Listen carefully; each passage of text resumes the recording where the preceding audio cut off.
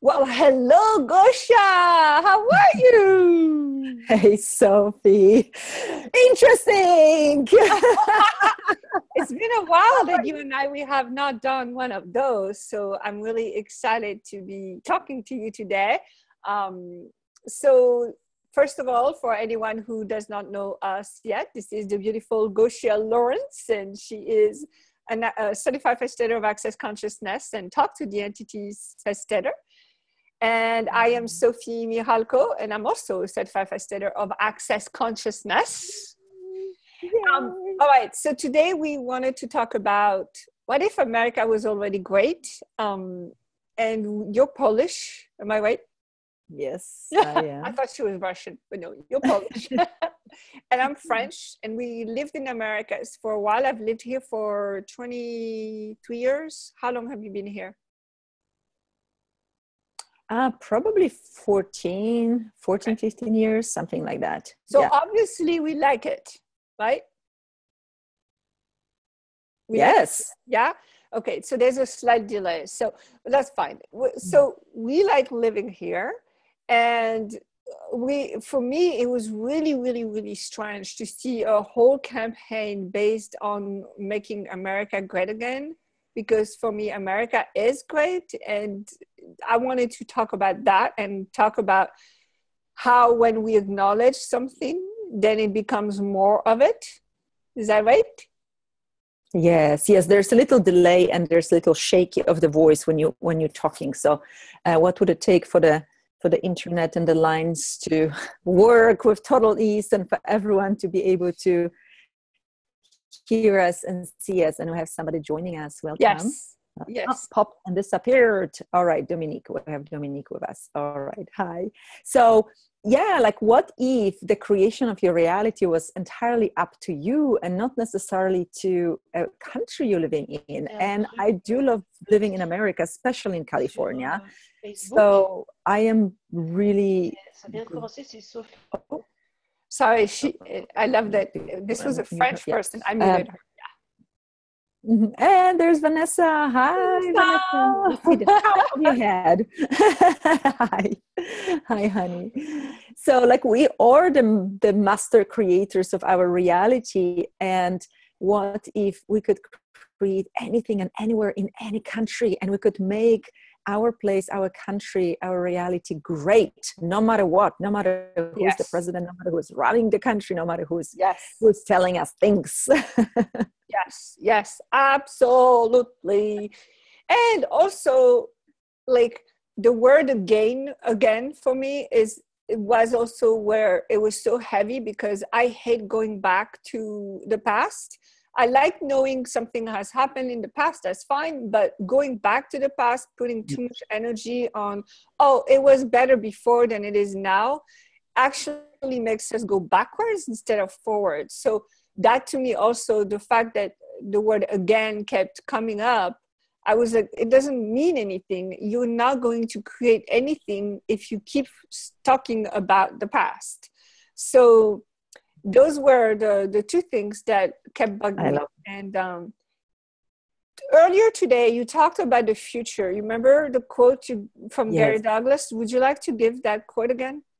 Well, we were talking this morning about this meeting, and it was actually from Dr. Dane here, who was talking about creating the future. Everything we do say, everything we think, hopefully you don't think too much, creates something. So when you're always using the past as the reference point and looking at the past, so this happened again, what if it will happen again to me, let's say, you're actually creating it happening again in the future.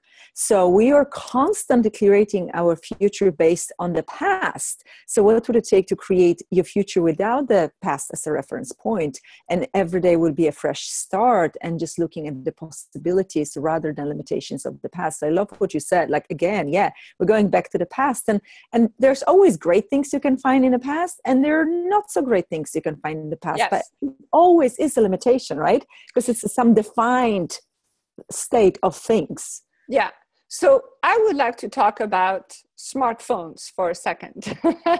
Because I think that what people have a hard time dealing with is the idea that in the past, so this is actually only 5-6 years old. It's not that old that it feels like we've had them forever, but we don't. It's pretty recent. So when we go too far in the past, we actually are looking at a world where, like, you and I could not have had this conversation via the internet so easily. We would not have access to information anywhere we go. We would not have ways of communicating with people anywhere we go.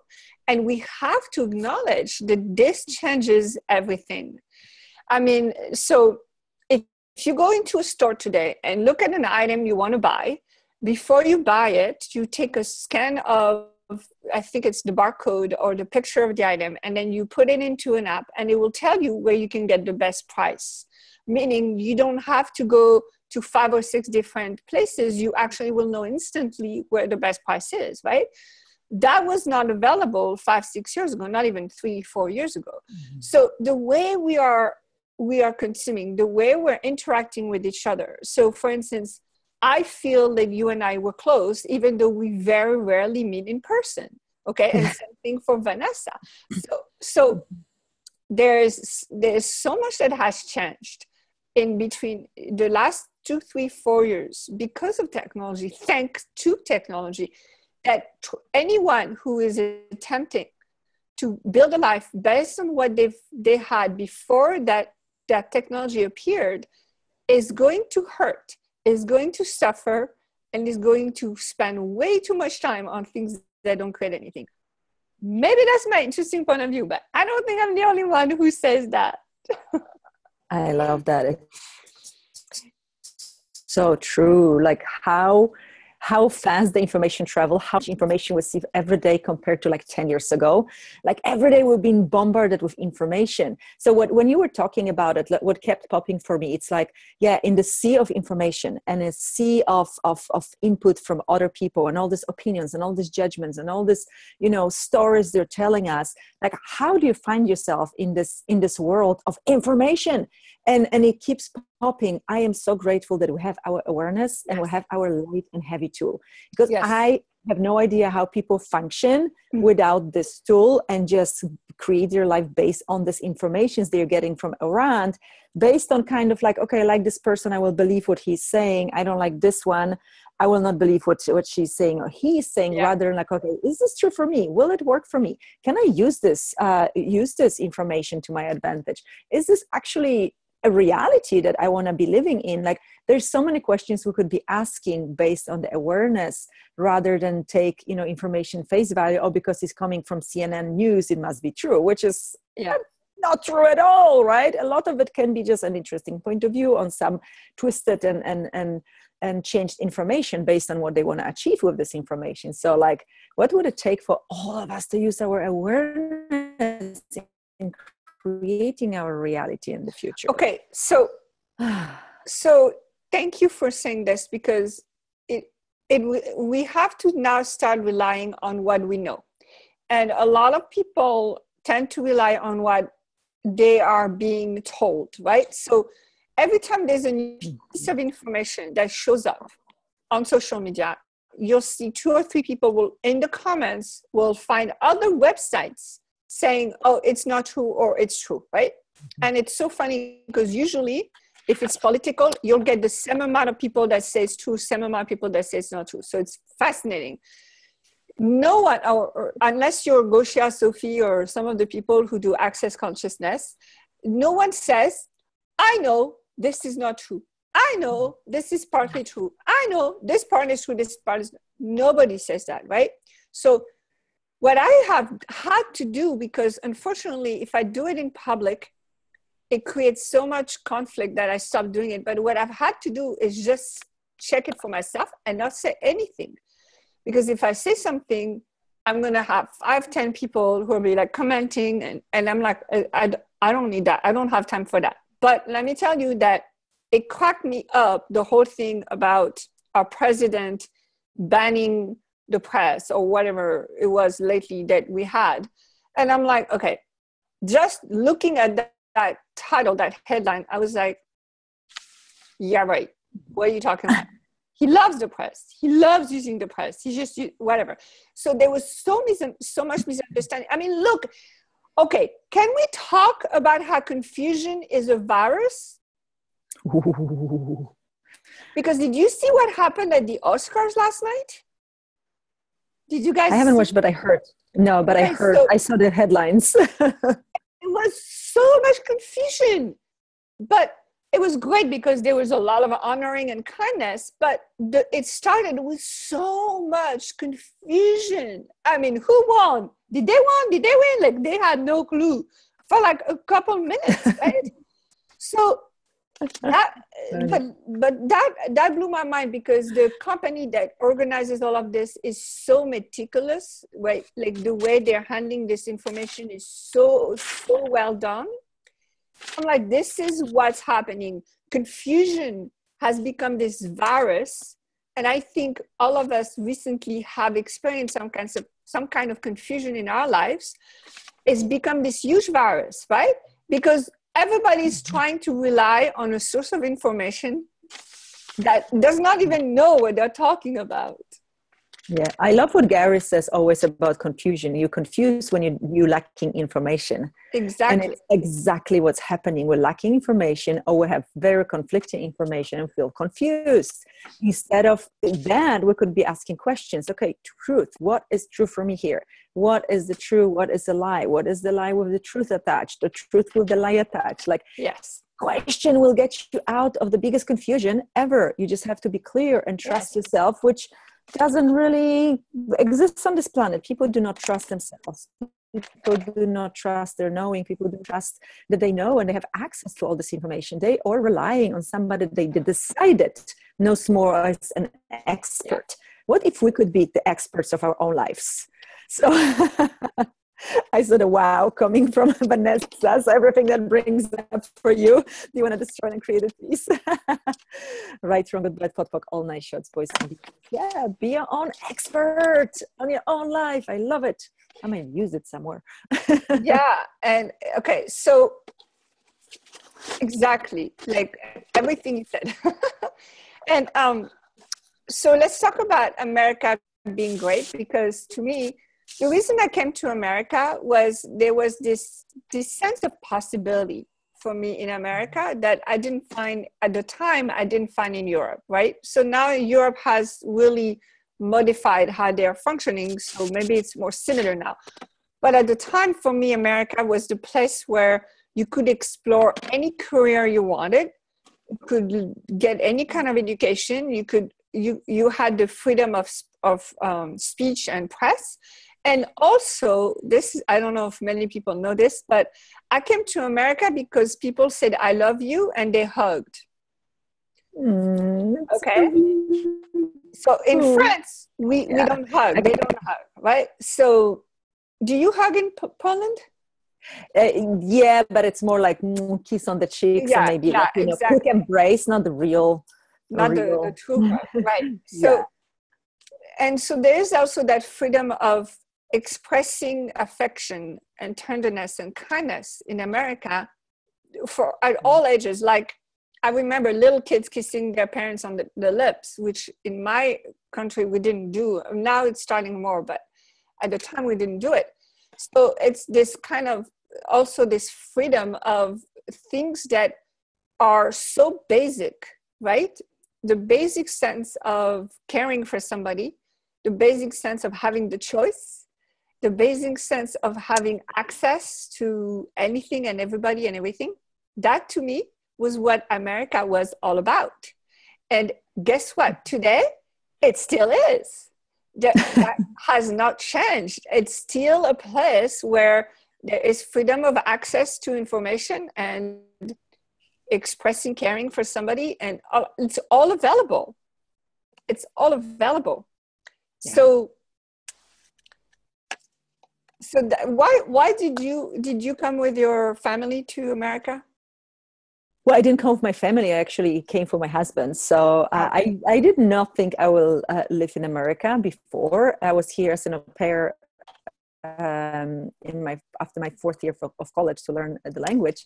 And I was like, wow, this is amazing. This is beautiful. This is wonderful. But maybe Europe will be closer, like some more warm place in Europe. And then I met my husband and he invited me and I ended up living in California. So I remember the stage of comparing a lot because I lived in 7 countries in my life. So I kept comparing the countries. Wow. At some point, I literally gave that up. It's like, what's the point of comparing? There are great things about each country and there are not so great things about each country.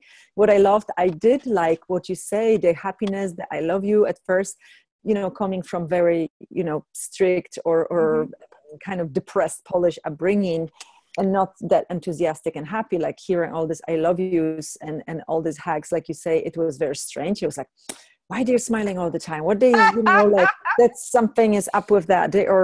No. I could not receive that, just happiness and kindness and the smiles. And now I can see if the smile is real or not, if the eyes are also smiling or not. But before, like everything was... We lose Gosia. Can you hear Gosia, Vanessa? No, she's frozen on my screen. We lost her. Awesome. Okay, she'll come back. Oh, no. Interested in me. There she is.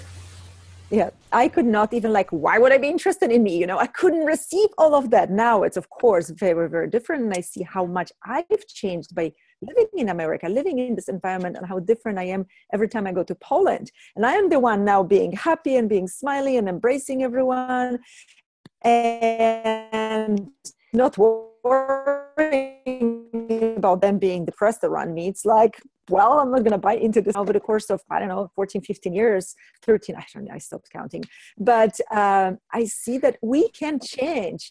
We can, and I never understood the people that came here and didn't change. Like they still stuck in their own ways, the culture, the language. They won't even learn English. I saw a lot of Polish people in Chicago that literally stay in a Polish town, do Polish groceries, and don't learn English because they don't need to. And I was like, why would you live here if you don't want to embrace anything that's great about this place? Right? And be the part of this society and this culture.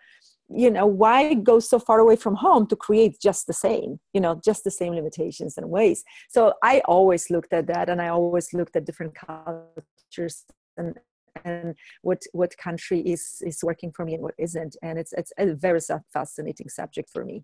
Yeah.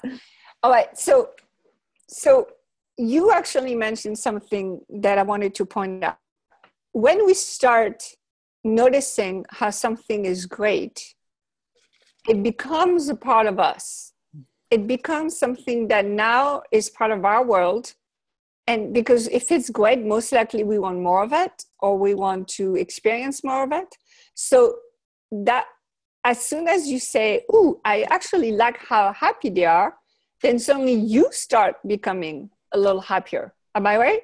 Yes, absolutely. Absolutely. Yes. So if we just took a moment to acknowledge one thing, either about America or where we live or our community, if you just took a moment, one thing that you enjoy, that you think is great, and how the more you acknowledge that thing, the more you can have that thing in your life. Yeah. Right? Yes. And vice versa. If you don't acknowledge something, you cannot have it. So if you acknowledge this much of your creations, you can have only this much. But if you acknowledge all of the things you created, exactly, but the good and the ugly, then you can either have more of it or change whatever it's working. But all these places we don't want to look at in our lives, this is what's sticking us. Yeah. So what would it take to really be willing to look everywhere and acknowledge everything? Yeah. So I would like to give another example where you guys, I have a business, so I'm kind of self-employed, and I want to support the small businesses because corporations, they take over whatever. So I had this point of view, and it created a lot of drama between me and big corporations. So, my internet and my TV and all of that, I had to deal with these big corporations, and I felt so disempowered and so lost and da, da, da.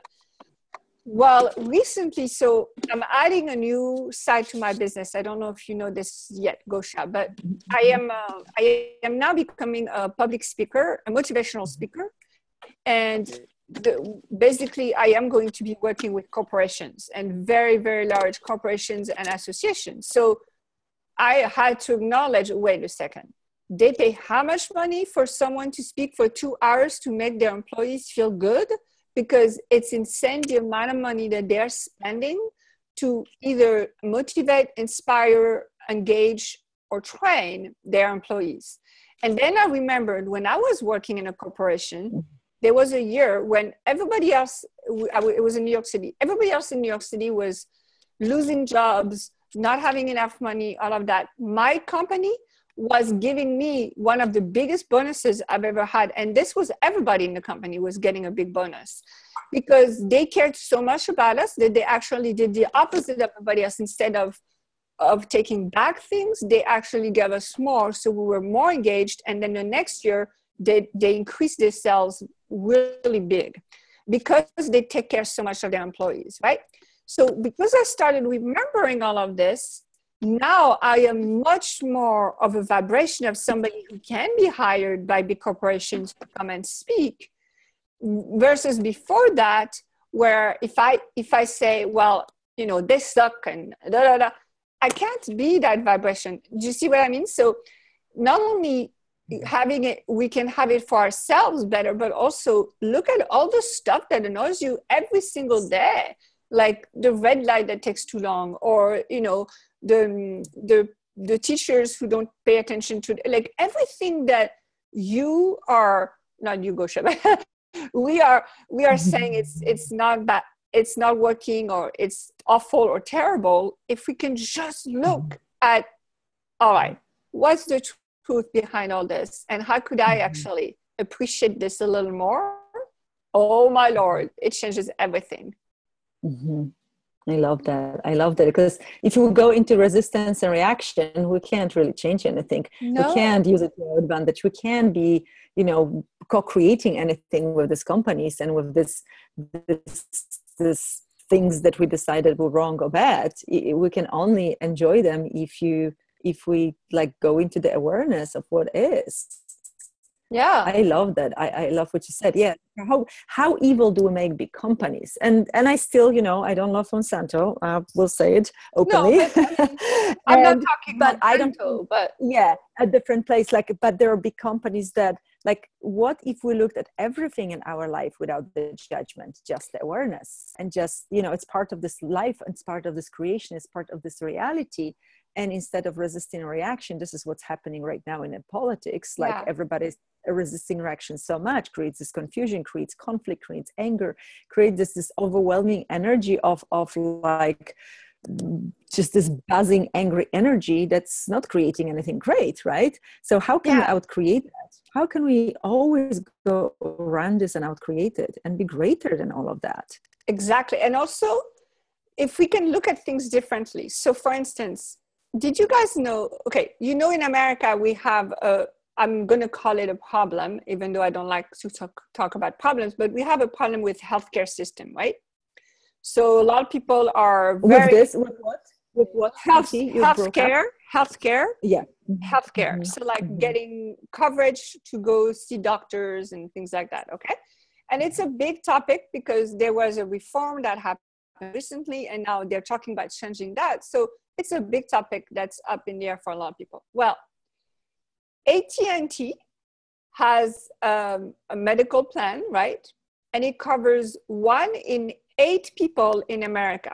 Why is that? Because AT&T has bought so many companies and they have so many employees, and their employees can put on any family members. So their medical plan covers 1 in 8 people in America. Okay, that's a huge amount of people. Mm-hmm. Think a second. If people at AT&T decided this is how it's going to be with their coverage, what influence would that have on coverages, on coverages, health insurance in America? Am I being heard? You broke up. You broke up a little bit. Your voice is breaking. Is it only for me or guys too? When you do you hear the breaking up of the voice? I was getting an echo from you. Yeah, okay. just a little. Yeah. I just want to make sure. So you're saying like if people acknowledge that it's easy and it's available and they can have access to it. Well, actually, what I was saying is, instead of asking the politicians to change something, instead of asking the government, let's look at who has power to change it. That's not the government. That's not the government. Yeah, Like, I think we're looking up too much to the government. Yeah. Rather than create our lives. Now, you have kids in school. I have kids in school. Vanessa does too. We know if the parents decide that the school needs to do something different, the school will do something different. Yeah, like, they have to. They have to. The parents are going to make a demand and something is going to change. Okay? We're our own government. We are our own government, especially when you look at communities. We can govern ourselves. We can actually make choices that impact our lives every day. Yeah, absolutely. And what keeps popping all the time when you say like, there is this strong energy always when we want to change something. There's always this strong judgment and the reaction and the anger and the conflict, rather than, okay, this is not working anymore. This is not working for me. This is not working for my family. This is not working for my kids. We need to change this. And saying it with the space of possibility and like looking that's possible rather than from their action. I really have a hard time with conflict when people are really angry and like you said, you don't like confrontation either. Yeah. And it's always very strange when I see people trying to change something through the confrontation, through the fighting, that very seldom works, because you only create the other side thinking that they're right too, and you just create this rather than, okay, what's possible? How can we create something different here? And like I will not stop until I see some change in the world like that. Like what would it take to be aware what we want to change, but from the awareness, not from the reaction to what is. This is what people have been doing with the current administration, just reaction, anger. That is, as we can see, it's not we're just fueling it. We're just fueling what's going on, rather than, okay, this is working, this is not working, let's change what's not working and keep expanding what is working. Like what would it take for this to really change in the world, so we don't have to have bloody revolutions, so we don't have to have civil wars, so we don't have to imprison people or kill people. We just can change things and come from the consciousness and awareness. Like I know I'm talking to the far future, but I know it's possible. I know this vision is possible. So let's make a pact. Like let's all look at, what if I acknowledged, so everybody who's listening to this or will see this in the future, what if you promise to acknowledge yourself every single day, so that truly the potency, the capacities, the abilities you have and you be can be and have an impact in the world. But it starts with the acknowledgement of you. If you refuse to acknowledge yourself, Miss Vanessa and Miss Deborah, if you refuse to acknowledge yourself, you will not see that change. Maybe your kids will, but you won't. So acknowledge the change you be. Like every time that you get up in the morning, oh, cool, I wonder what I'm going to change today. That kind of acknowledgement. Mm-hmm. And then go and be.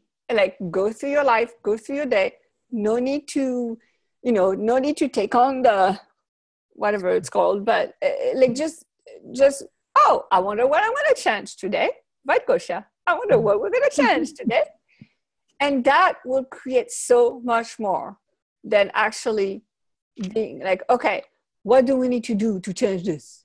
Mm-hmm. Like really start with the acknowledgement of you as somebody who has the capacities to change things. Yeah. And, when you're talking about it, I'm thinking about how the reality is being created, and it's only enough for two people to align and agree with some point of view, agree that this is how it is, and this is how you change reality. So look at all these people getting angry or getting upset or reacting so harshly to what is. They're creating new reality that's not very pretty. But when we start with the acknowledgement and we agree all together that we want to acknowledge ourselves and how awesome we are and how cool we are and how powerful we are, like, this will also have a ripple effect. This will be a new reality that's going to be created as well. And maybe it will seem subtle at the beginning, and maybe it will seem like nothing is really changing. We don't see this, big revolution of consciousness happening around us, but it is there.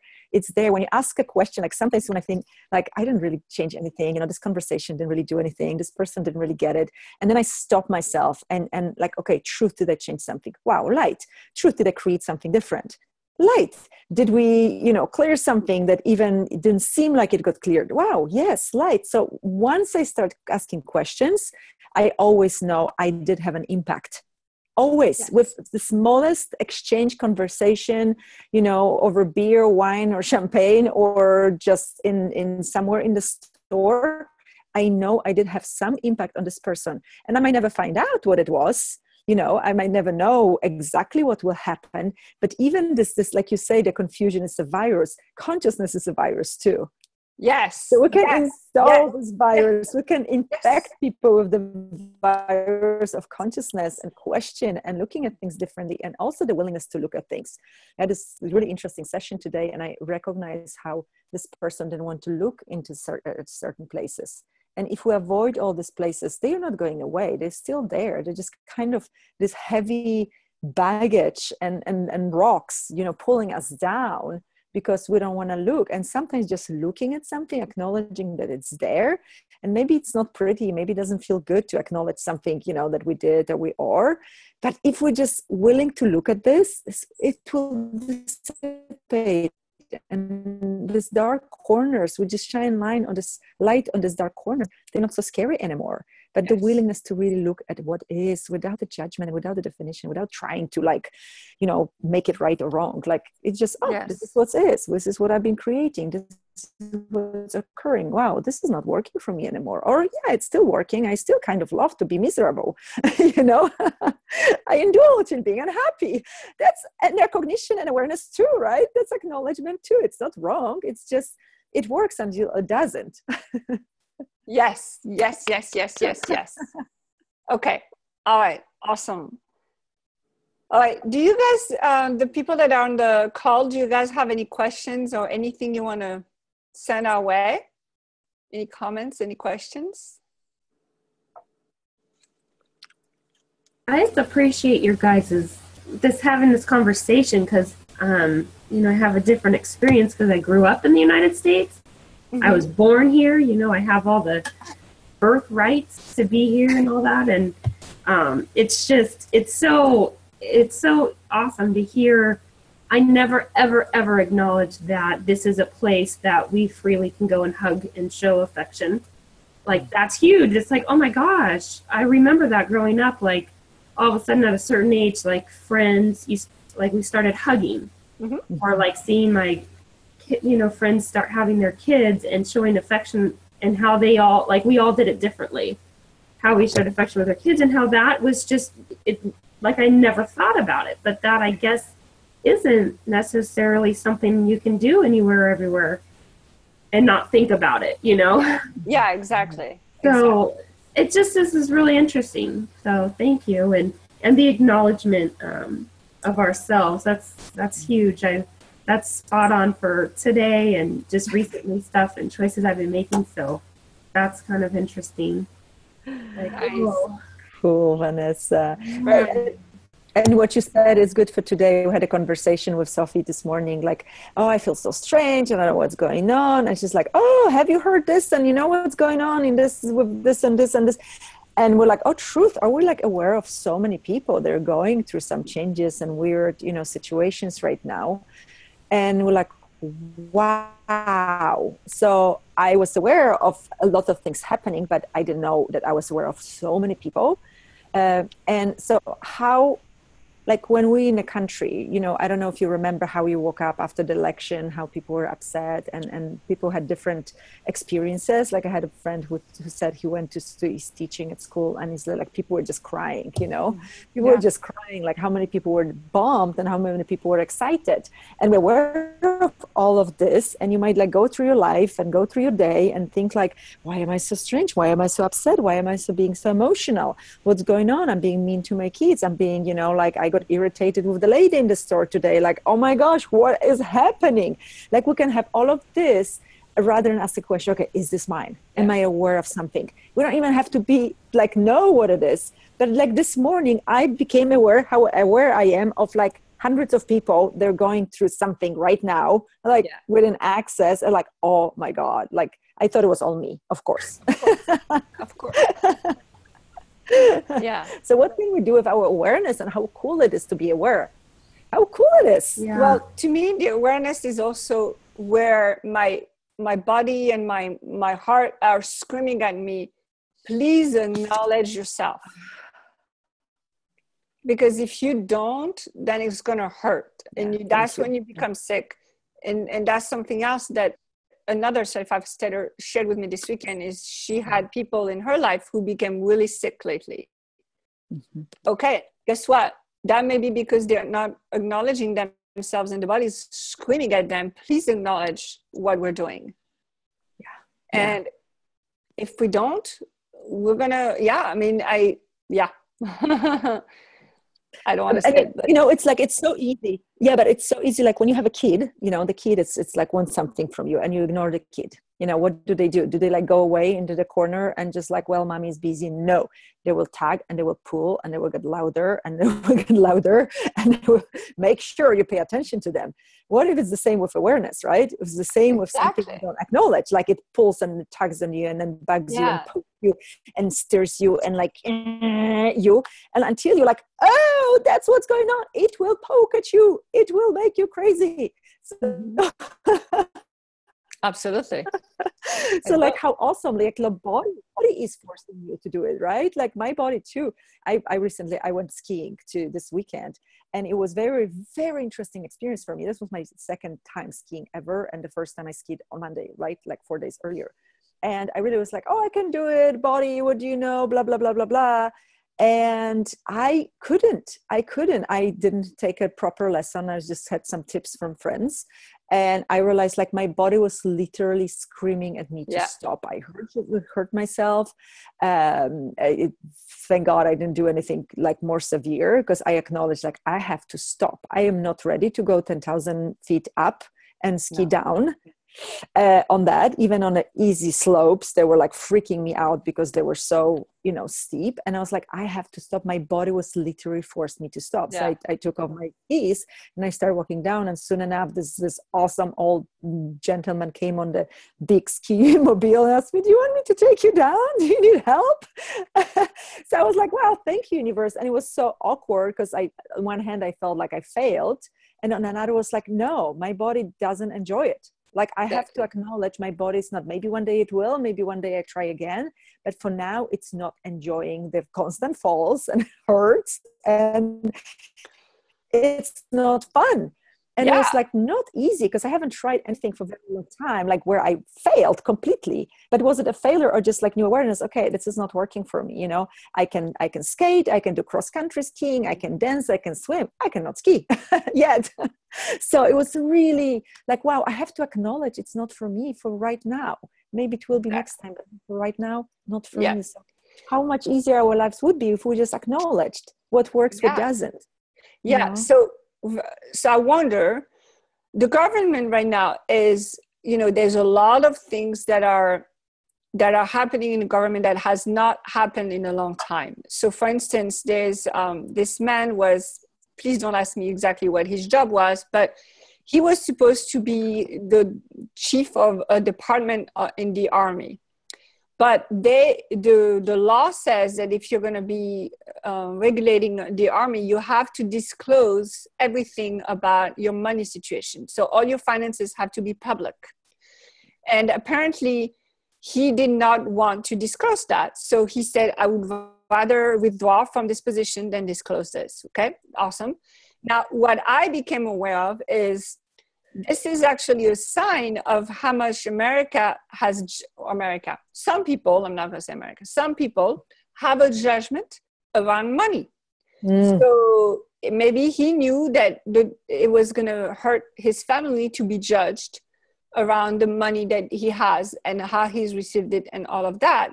And so instead of going through the judgment of money, then he'd rather not make his family go through that. So what I'm saying is, instead of complaining and whining about what's not working in the government, which I will acknowledge, there's a lot of things that are not working, but instead of whining, what is this telling us? What are we? What judgments are we having? What decisions did we make? Like, the government has to take care of this, has to take care of that. Where did we put the power when the power is not supposed to be there? Like, what is it that we have as a mass, as a public, as an audience, as a population?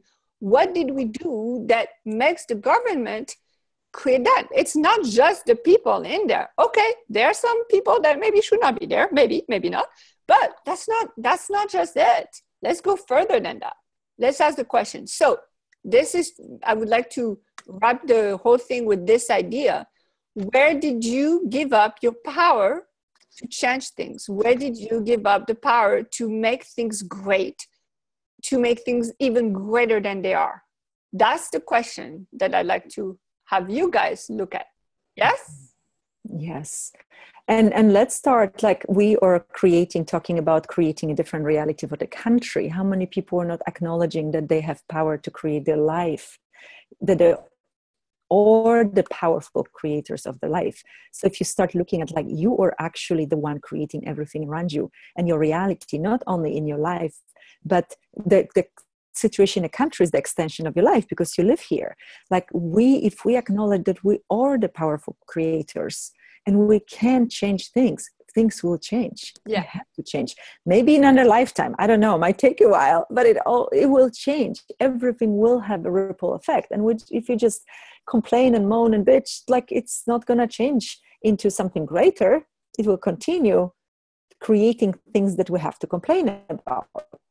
Like, what would it take to create the future and reality where we don't have to complain about that, right? Exactly. Future that actually works and it's fun and it keeps expanding. It keeps creating future that we want to have for our children, because it's about us, but it's also about our children and the next generations, to leave the world the better place that we started with. How many people are not even, like, they worry about the money situation, or they like to keep up with the Joneses or just survive, rather than, like, what can I do in the world? What can I be in the world that will create a better world beyond America, beyond the greatness of this land, beyond, the borders and beyond the limitations, like, really in the world. I'm talking global.